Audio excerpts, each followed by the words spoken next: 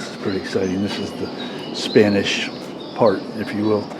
Talks about De Leon, St. Augustine, etc.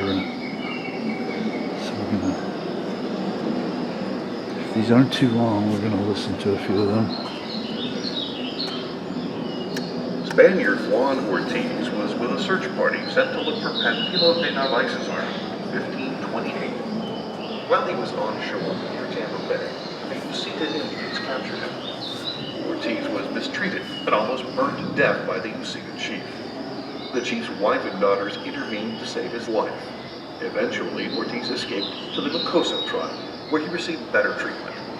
Lived among the Indians for 11 years and learned their language and adopted some of their practices, such as body tattooing.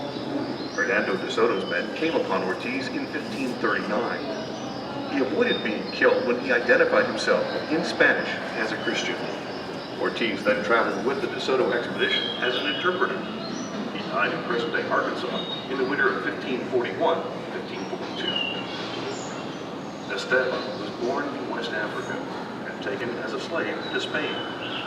He accompanied his master on the disastrous Pamphilo de Narvaez expedition to Florida in 1528. The group faced many hardships in Florida, so they held rafts in an attempt to sail to Spanish territory in present-day Mexico.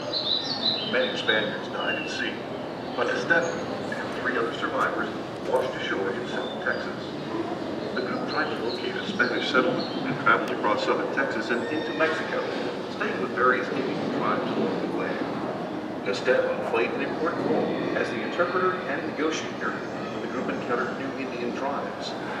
Finally, they reached a settlement in Mexico 8 years after arriving in Florida. In 1539, Esteban served as a guide on an expedition to present-day New Mexico. During the expedition, he was killed by Indians. Fascinating stuff. There's a mound in Pinellas Point, St. Petersburg, that is the mound, the temple mound on which Ortiz was taken to have his life pled for by the wife and daughter of the cacique. These are various weapons. And this is chain mail. Not sure if that's original chain mail. Doubt very seriously that's an original helmet. These old flintlocks and all that. I'm not sure any of that's original, but it's could very well be reproductive. It's showing what each soldier would have carried. And everybody on these expeditions was fighting men. They were all expected to be able to handle their weapons and know how to defend themselves and that sort of thing. I'm not going to be able to pronounce this correctly. This says Chief Saturiwa. I'm sure there's some sort of far more melodic way of pronouncing that. Saturiwa was a powerful Timucua chief who lived near modern-day Jacksonville. His coastal chiefdom stretched from the mouth of the St. Johns River to present-day Flagler County. He had 30 lesser chiefs under him, who paid a tribute of corn and other supplies. After the French arrived in 1564, Saturiwa and the new colonists became trading partners. The Indians provided food, and the French offered beads, scissors, and other European goods in return. When the French ran out of trade goods, the Indians were not willing to continue supplying food. Saturiwa also became angry when the French made a treaty with a rival tribe. In 1565, the Spaniards destroyed the French settlement and established St. Augustine, which was near Saturiwa's territory. Historical accounts reveal that he and his Indian allies were initially hostile to St. Augustine's residents. Saturiwa's name then disappeared from records.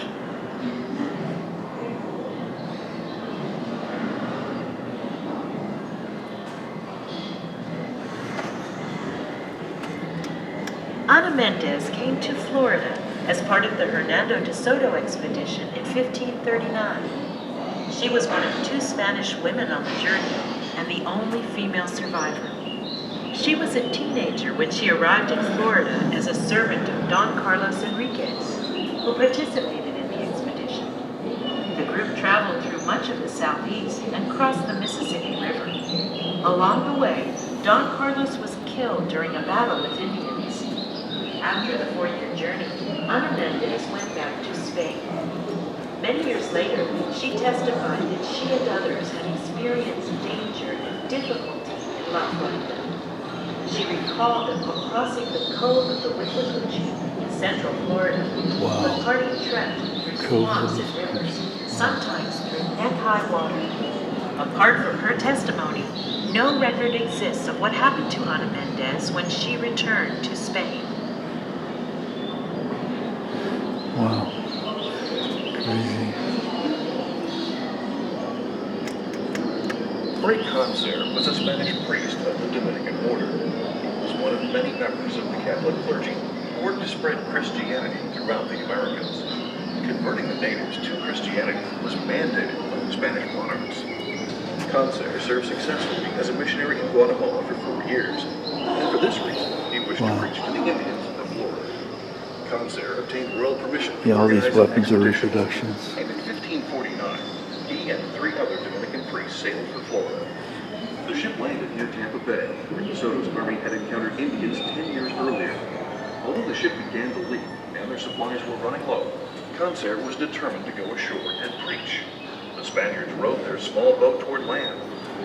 Although they saw many Indian men armed with clubs, Concer left the boat and waded onto the beach. He was killed. His companions returned to the ship and sailed away.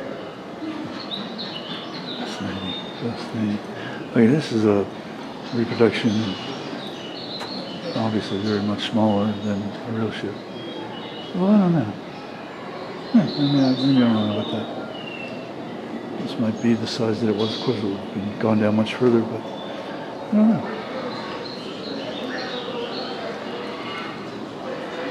This is a neat little thing here. It shows the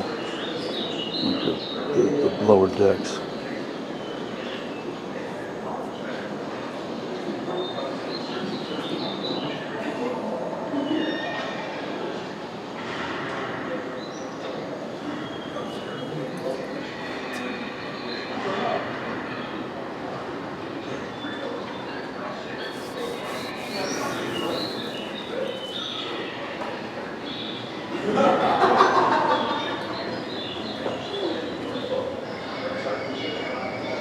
Yeah, I think it's probably a little bit bigger than this, maybe even wider.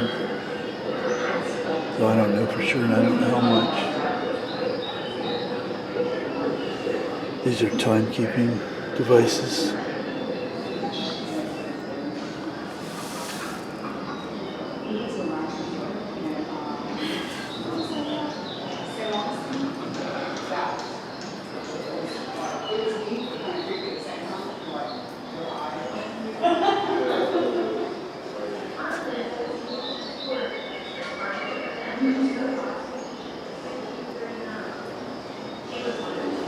This is neat. This shows an engraving of a guy caulking the sides, the cracks, more or less. They would have had to shove it up in there and between the planks. Whatever they would have used, tar, cork, whatever, would have been used to seal it. And every guy's whose main profession in life was to do that. I mean, that was a much needed, huge, legit profession, trade.